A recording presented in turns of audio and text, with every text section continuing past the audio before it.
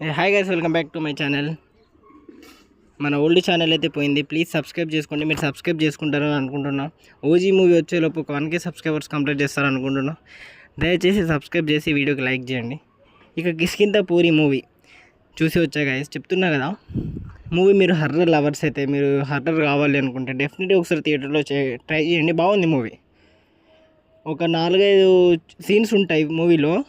అక్కడ అయితే చాలా చోట్ల భయపడ్డా ఫస్ట్ హాఫ్లో.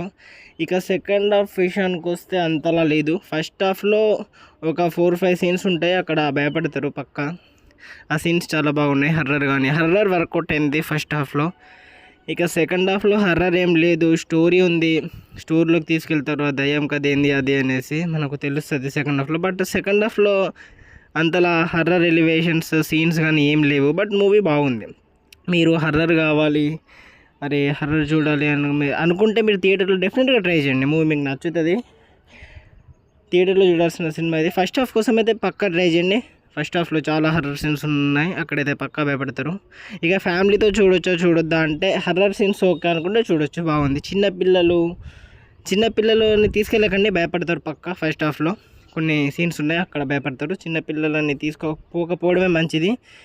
మూవీ అయితే నాకు నచ్చింది గైస్. మీకు ఎలా అనిపించిందో మీరు చూస్తే ఒకవేళ కామెంట్ చేయండి. ప్లీజ్ సబ్స్క్రైబ్ చేయండి, లైక్ చేయండి. Thanks for watching.